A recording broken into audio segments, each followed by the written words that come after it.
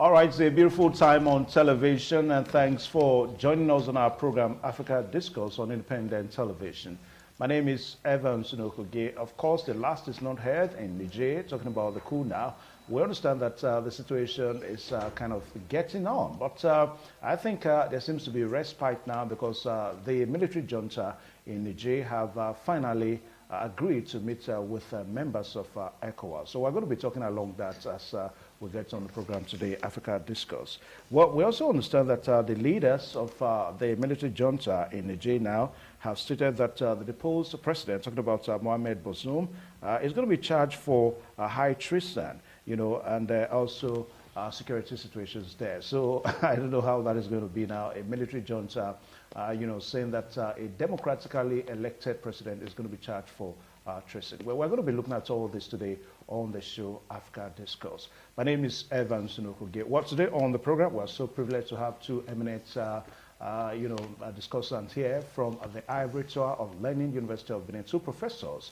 Please, let's welcome Professor Victor Igbenedion. He's from the Department of Vocational and Technical Education in University. So you're welcome to the program. Good afternoon. All right, now, so we also have a professor of industrial chemistry, and of course, the immediate past chairman of ASU, Uniben chapter, and the president HOD of chemistry department, Professor Iyasele Gilo. So you're welcome to the program. Evans, thank you for having me, and good afternoon. Good afternoon, yeah, thank you so much. All right, so gentlemen, as we just set the ball rolling now, we have some headlines. If they are ready now, we can just let them. Okay, we're going to be letting you see some of those major headlines, some of the major breaking news now in Africa as we get along on the show. All right, so gentlemen, as we set a foundation for the program this afternoon, the coup in Niger is still on. So what kind of impact do we think that that coup is having in Niger as it were as a country? I'll start with Professor Victor. Well, it seems that it's having a positive impact because the people, when the coup broke out, the people were jubilating. They were happy. And because of the poor leadership that was going on in the country. But to the other West African countries, ECOWAS specifically, and even larger than ECOWAS, they were not happy because of the trend of coup in the sub-region and even beyond. Now, everywhere in the world, we are talking about democracy. And coup is a usurpation of democracy. So the leaders are not happy, the ECOWAS leaders. So they were trying to fashion out a way to counter the coup. First, in terms of dialogue, give them ultimatum and threaten that they were going to use force, military, to intervene. But recently, the Islamic scholars from Nigeria, they went to Niger to dialogue with the junta, so to speak, especially General Chiani and maybe the new prime minister that they installed. I would call that one a puppet. So just to give a facade that they are approaching democracy, so to speak. But they have said that, okay, they are prepared to dialogue with the ECOWAS leaders as regards the coup. So that's where we are now.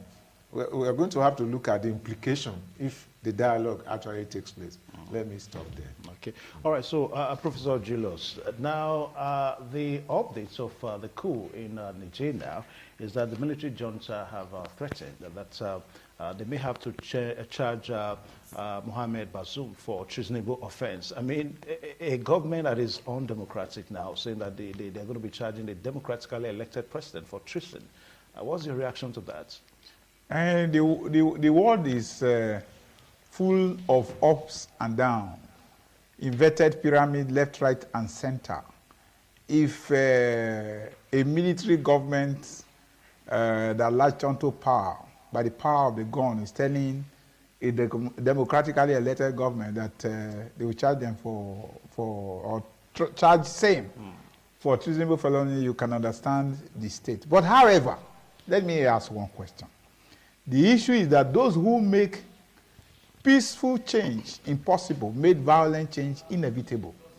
Must we continue in seeing that grace may abound? We have seen in certain environments, certain climes, where people try to change government. And these same people who had come into power through democracy makes it almost impossible. I don't know whether you are aware that we may be part of what I'm just talking about as a country. The issue here is very, very clear. Is Nigerian government well administered? That is the question. Why is it that the people are head over heels in support of the military junta that have come on in government in Niger? So why should you? What I think there was a wrong shot at the beginning of trying to, mediate in the matter. The issue would have been saying that the government was popular because the people were following, were in agreement with what had happened and all that. The next thing that I thought the neighbors or the mediating parties would have done would have been, what do you expect that we should do next? How will you return back to democracy? Because that is what has been domiciled in your country as a system of government. Then the junta will now reply them. Then you were going to use all manners of force and all that, beats me a hollow. How long are we going to continue this way? I'm sorry, because I'll come to your question. The truth about it is this. Look at places where even people have, where persons, leaders have thrived in African government. Look at how they ended up. What is the matter? You heard of Magufuli. They snuffed life out of him. And these people were in support of, things were changing in his country. You have heard of Patrice Lumumba of Congo. You saw what happened. People like Thomas Sankara, these were leaders, hated by their people, leading them in the right direction. The only place I have seen that not happening yet is Rwanda. Is it that the Africa must continue in darkness, must continue in the oppressive tendencies of their leaders? Is it that we must continue in this lack and want, suffering in Africa? Africa is not a poor nation. It's not a poor continent. We are not poor. Do you go to a poor home to receive any food or anything or a resource? But the whole world is coming to Africa for stay, mainstay. Minerals are being extracted from here. Human resource being carted away. Even yesterday, I have a colleague who had traveled, going to the U.S. Today, my niece is traveling, going to the same U.S. They are extracting both human and material from this part of the world. So, are we going to continue like this? And people are leaving because of poor governance. Must we continue this way? We are not poor. Only yesterday, somebody told me, if you go to some places in Kwara, you see, not even only Kwara, across the nation, you see scavengers who are foreigners cutting one mineral or the other away from Nigeria at very, very ridiculous prices. People, well, so for how long are we going to continue? How long are we going to continue with people who come to government with this laissez-faire attitude? They are watching nationals, foreign nationals, plundering our goods. That is what has happened in Niger. That is why the people are in support of the junta. Not because they just wanted to do away with democracy. Okay. No. All right. So they want good governance. All right, Professor. All right, viewers out there, the program is still Africa Discourse on Independent Television. Now, some of the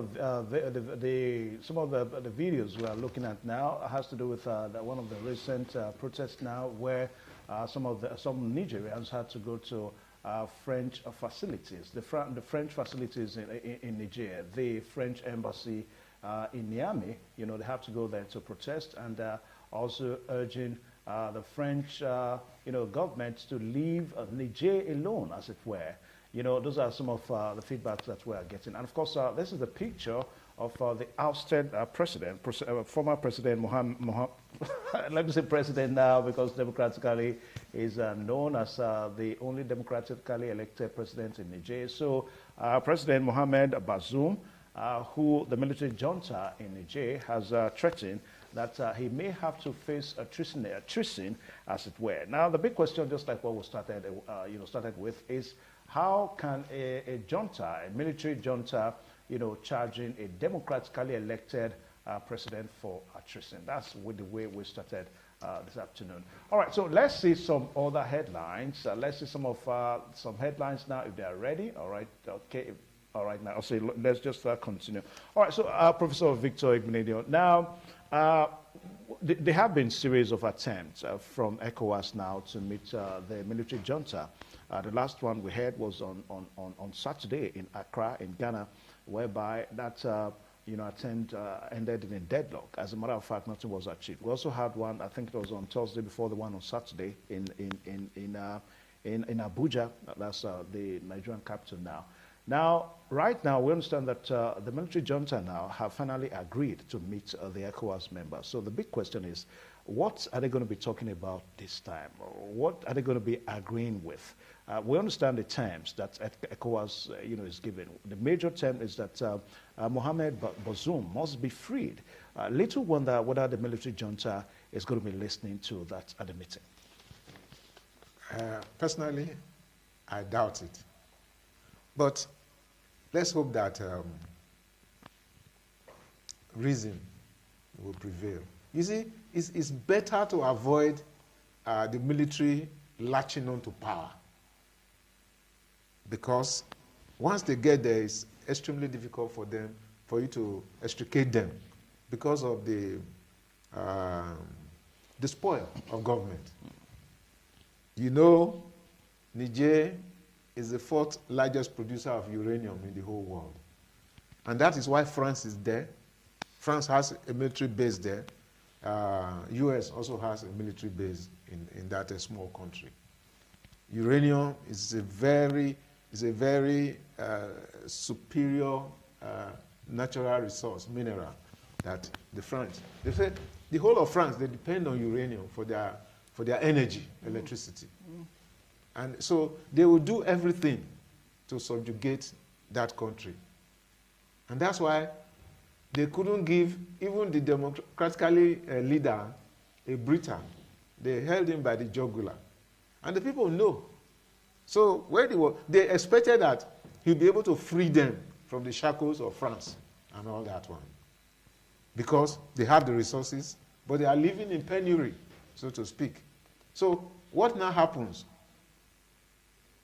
They have to take the bull by the horn, take their destiny in their own hands. But it's not as easy as we look at it. Why ECOWAS is threatened? They are afraid of the leaders of a bandwagon effect. The thing has started. ECOWAS leaders are afraid now? Yes. That the thing is a bandwagon effect. You see, the thing is coming round. West African Spring. Yes, West African Spring, just like the Arab Spring. So if they don't act fast, the thing will get to even Nigeria. Nigeria will even be worse for it.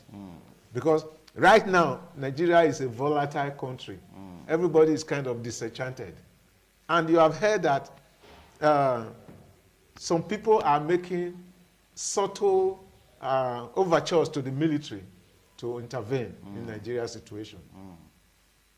Nobody is very comfortable. So they have to put their heads together, because the Tinubu that is just coming, he has been working to grab this power for a long time. Yeah. And he's just coming.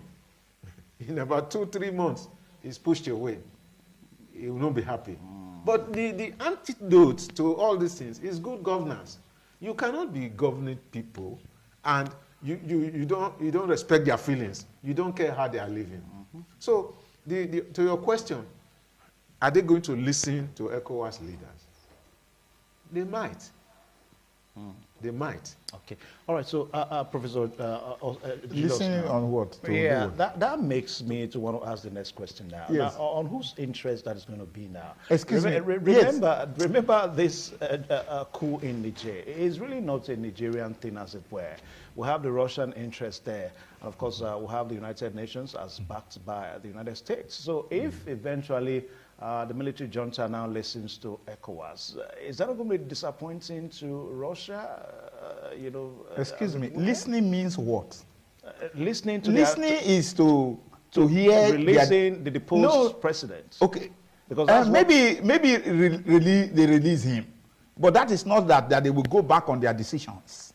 The truth about it is that they should kick both France and the US away from that country. Let them have freedom. There's serious neocolonialism in that country. They have not removed the fangs and pangs of colonialism from Niger. That of French is just too much. If you go to Benin Republic now here and post a letter, it will first of all land in France before it's distributed to anywhere. What is the meaning of that? If you go to Benin, you see, even milk, everything is packaged in France and sold in these countries. That we, under the British colonial rule, had some level of freedom. But then we came at a point and had what we call indigenization decree. And that made BP became what they call it now. It used to British Petroleum, and then it became African Petroleum. That's a time many of those things came and said only 25% of your gains will be remitted. Nigeria took that decision at a time. But right now, the issue is if they listen to ECOWAS, listening to do what? Is it that they are listening that Bazoum should return back to power? That is almost impossible. And Russia is also breathing down there. Remember that the war in Ukraine is playing out here. The stress or the shenanigans between NATO, Ukraine against Russia is being repeated here. You know, this thing has been a long time ago. It's been going on. You notice that Russia has been wooing South Africa and many countries in Africa. I hope you know. Yeah. And then now they have both Burkina Faso military junta and all that have visited Russia. We saw one they visited, and the envoy has also come and all that. This is going to be a very difficult thing. You know, I plead with the leadership of this country to be careful with this matter, so that we won't become the grass that suffers when two elephants fight. We also need to emphasize this now. Yes. What is going on in Niger is really not a Nigerian thing, as it were. It is not. It is a block thing. Yes. It's only the fact that we have the chairmanship as the chairman of ECOWAS as our president. So let us also try to emphasize that, because a lot of Nigerians now are apprehensive. Yes. That perhaps the country may have to go to war with Niger. The matter we have here is like killing a rat in a broken calabash, How to kill a rat? Yes. Yeah. If you are not careful, you break the calabash. You break the calabash, because our northern brethren or brothers are saying you don't attempt it, because at the end of the day, they will be the whipping. They will be the one. Their ground will be used for battle, and you know that. And then somebody has said that our ex-wife president, the mother is from Niger.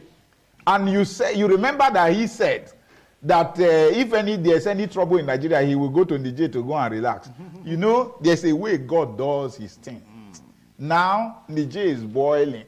So our former president cannot go to Niger to go and rest anymore. He will meet war there. He will meet trouble there. That is why he needed to fix Nigeria. There is God.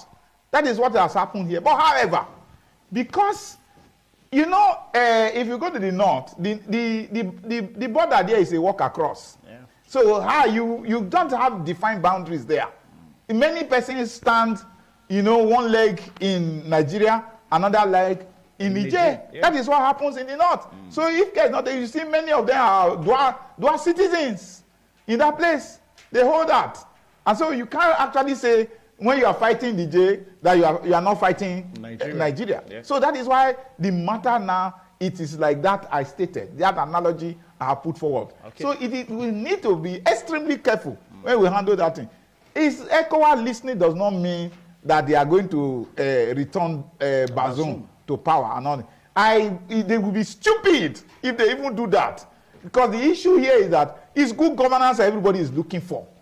The Nigerians that have been fighting have how many days now been protesting? It's because they want good government.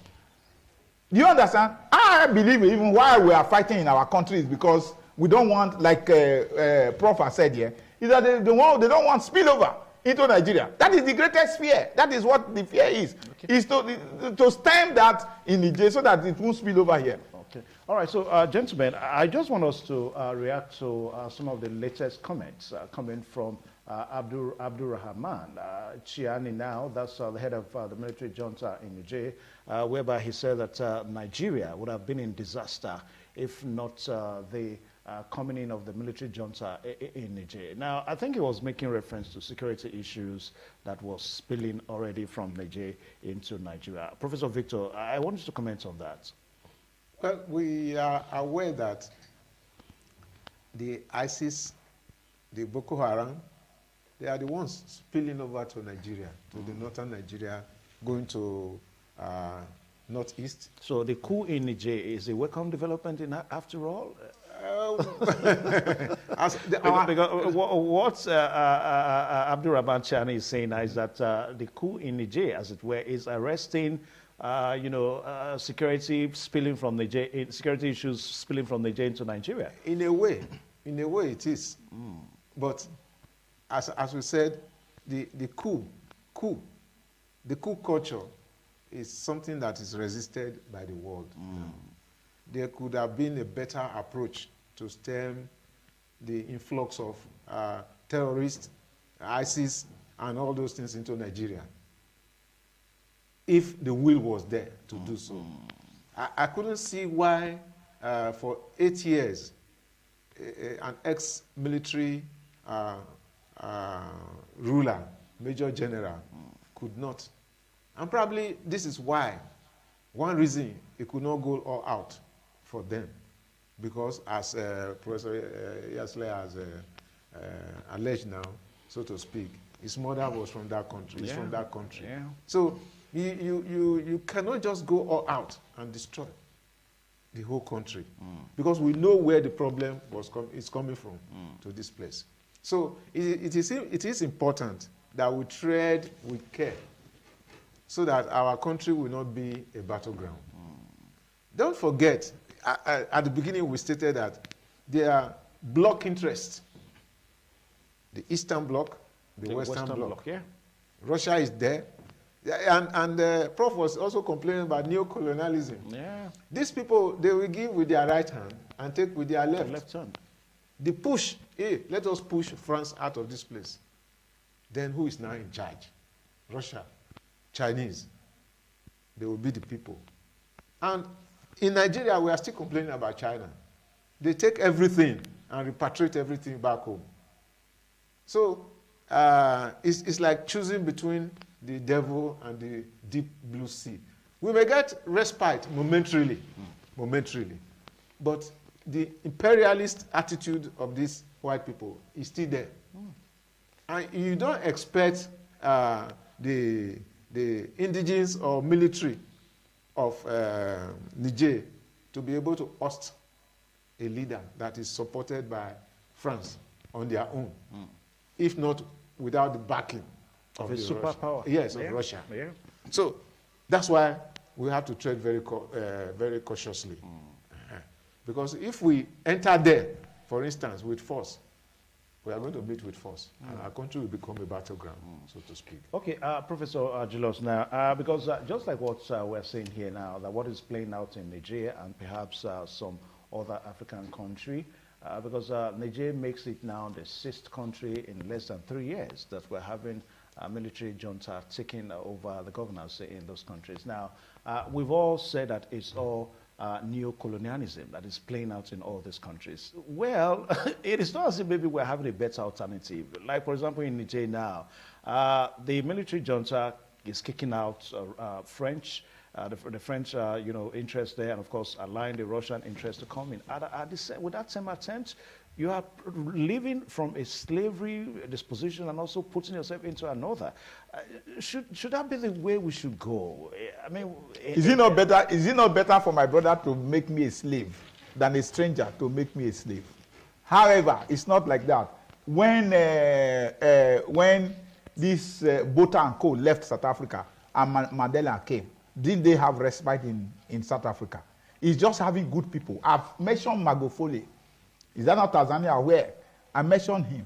You heard of Jomo Kenyatta. You heard of Patrice Lumumba. You have the man now in Rwanda where everybody is now visiting as a tourist center. It's not a white man. So are we saying these that white people are very terrible. They are deceitful. Yeah. They are plundering us. They are cheating us. They are like they called us earlier as slaves, even this thing, and monkeys. And their thinking is like that. Don't they see on the football pitch now that it's the black boys that are doing the things? Let me use that word. It's the black boys, black skin boys and all that. Yet, you don't want... See, I have a colleague whose son recently was shot dead in the US because they went somewhere to perform and then there was applause and all of that. They don't want you to show that you are even knowledgeable or anything. They are very proud. They come across. I like when I saw the Nigerian boys flogging some of them out of their country. See, although it could be barbaric, but then there are certain times you allow some of this evil to happen, so that people will learn. Some analysts say that some of those protests we are seeing in favor of the coup, the military junta, that they are organized protesters. With that crowd you showed just now, they are organized. Please, it's not true. And there is an end to madness. People, when hunger stares you in the face, you won't know when you begin to behave abnormally. That is the situation that is going on and all that. You just imagine now. Okay, how much am I being paid as a professor now? And then every week now I buy fuel for 20,000, and it's not enough for me. So, do you think I'm comfortable? Do you think I will be happy in a country where we have crude oil and everything? Do you ever think I will be comfortable? Okay. And then you think tomorrow that then I will not. Let me not go too much in detail. Okay. But however, what is happening there? Like you have just mentioned, let me emphasize what Professor said just now about that this thing is prevailing, helping to stall. To take a short pause now, okay, so that we can let you get major headlines this time. Don't forget the program is Africa Discourse on independent television. And when we come back, we're going to be looking at more issues concerning the coup in Niger, and of course how leaders of ECOWAS are going to be meeting the military junta in Niger very soon. Please stay tuned. All right, thank you so much. There, the program still Africa Discourse on independent television this beautiful afternoon. We're looking at the situation in Niger, and we've talked about how the military junta is willing now to meet with leaders of ECOWAS very, very soon. And what will be the issues, on what interest, on what grounds are they going to be agreeing on? That is a big question. All right, so we'll return back to Professor Iyasale now. You were trying to establish... Yes, that I wanted to emphasize what my colleague has said about the effect of the junta in Niger vis-a-vis security situation in Nigeria, that they are helping. If Bazoum has been in power for all these years, and we have witnessed tumultuous situation, killing and murder and kidnapping flowing in. Look at Katsina. Look at Niger. These are areas under this intense pressure. And if we are witness that, it shows that he has not in any way helped this country to forestall security forages. Who are you referring to now? The ousted president? Yes, okay. That's Bazoum now. Talking about Bazoum. Yeah. You understand? Yeah. Then, the only thing that is impossible is a change. There is need for us to now change, look for somebody else to see if we can get the situation ameliorated.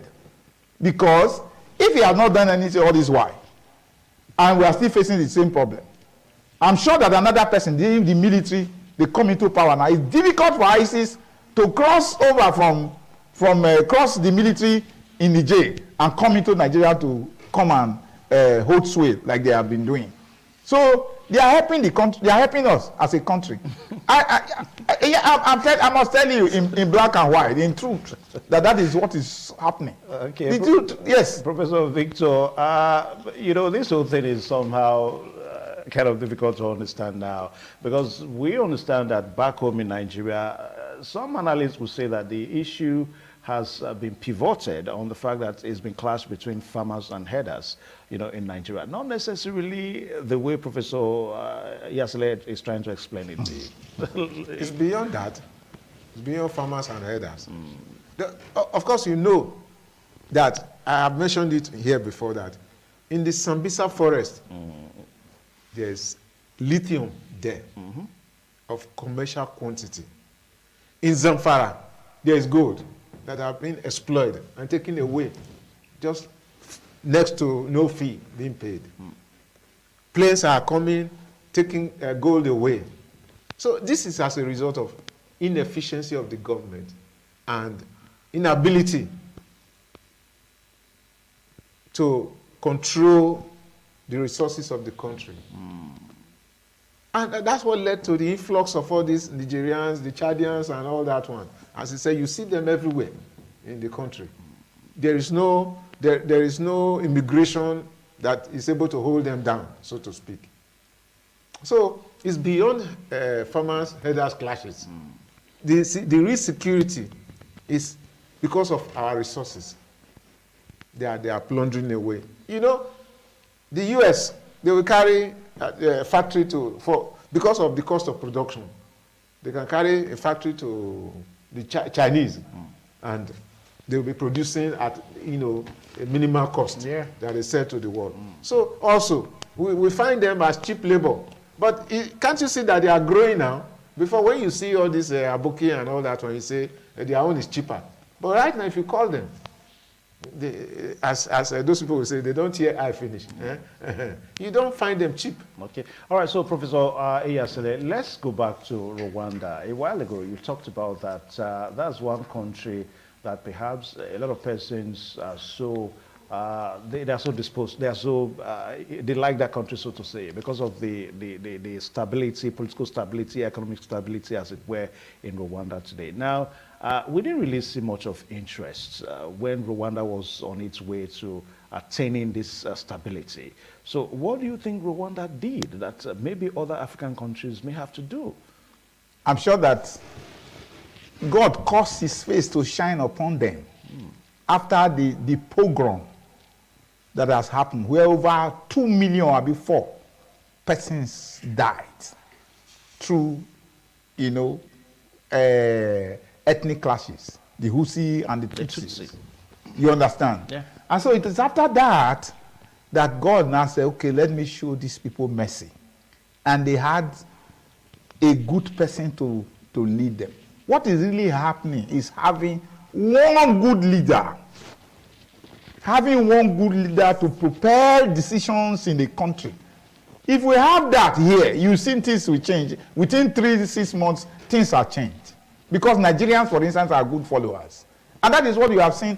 You know, for Rwanda, if you go to Rwanda, you find that you live, because of tourist pressure in Rwanda, people's homes are made available. Rooms in homes are made available to receive tourists. And they will attend to tourists in their home with the family living in there. It's a kind of way of exposing them, you know, to the wide world. You understand? And so a good man comes into place. It's the same thing that happened in Dubai.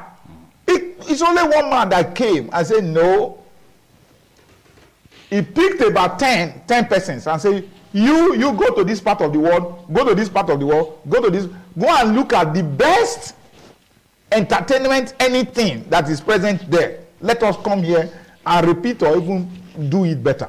And that is why today the hub of tourism in the world is Dubai. So it is just getting one man here, good person, to come into governance in Nigeria, and we will be good for it. That is what has happened in Rwanda. Okay. It is not that God just brought one good person. If we have one man who have this country in his or her mind and really want to do well, you will find that the man can even walk on the streets of Nigeria free and nothing will happen to him, with the public following him because he's delivering, as it were, what we call dividends of democracy. In fact, this, we're talking about the democratically elected government and all that. Has it become the best form of governance or ascension to government in Nigeria? In Nigeria? Is it really the best? Is that how kings and queens were made in Nigeria or Africa? So it is still the same neocolonialism that we also imported here. Do you understand? All right, so let's shift our attention now away from that a little bit and talk about the deposed president in Niger. We understand that there are reports that the health of President Bazoum is failing. As a matter of fact, the eldest son, his family now, members of his family are in captivity. As we speak now, the eldest son is said to be facing some very weighty health issues. And the military junta is not disturbed with all of this. Now, some say that is also not humane enough. I mean, for somebody that has been under some form of incarceration, one would have thought that, okay, as a matter of fact, we understand that doctors are not even allowed to get close to them and all that, if that is true anyway. So let's talk in this direction, Professor Victor. Well, it can be hyped. The situation can be hyped to garner sympathy for the ousted leader, so to speak. But the fact that the guy is incarcerated is enough to trigger health challenges. You can imagine somebody who has been living living larger than life self, living in a palatial home and all those things. It's not, his movement is restricted. And so definitely anybody close to it, they will raise alarm. And that one itself can, if he's not a strong person, he will die. Because of the loss of the freedom and the perks of the office that is missing. It's very traumatic. So, but if it's true, so to speak, because I'm saying that they are hyping it, there's no way he will not get good treatment. And if he doesn't get anyway, what has he done for the people to merit that they should treat him well? Just because of international law and diplomacy, they ought to treat, even in war, if you capture a soldier, you still treat the soldier well. That's to the extent. But they are the same people. It's not foreigners that overthrew them. They are the same. So they know themselves. So it's just that it will elicit sympathy if they allow the man to die in detention. Okay. All right, so Professor Julius, a little wonder why Abdurrahman Atiani is not disturbed in this direction. He's not disturbed that he may face some humanitarian charges.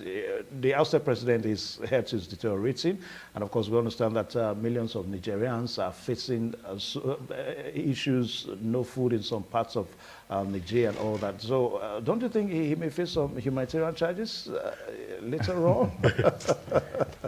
What has been the situation before now? Were they really good? Were people not humanitarianly depressed in Niger? Yeah. Why didn't they take him out for some charges? With the kind of treatment he merited out, the kind of governance he merited out to Nigerians. Because he said was he not supposed to face Look at what we face in this country. Won't people be charged? Yeah, because that seems to be the position of the United Nations now. I said that seems to be the position of United Nations. Why won't people show accountability? The United Nations, are they really united, like Fela said? Are they really in favor of Africans? People they call black monkeys and all that. Are they? Why should they become our vanguard? Let them leave us and let us rule ourselves or administer ourselves. We will do better.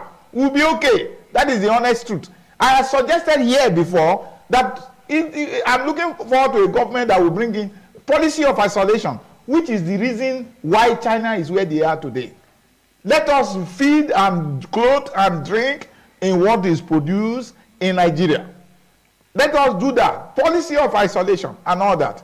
You will see, it will take us 1 year, 2 years, we will become world power.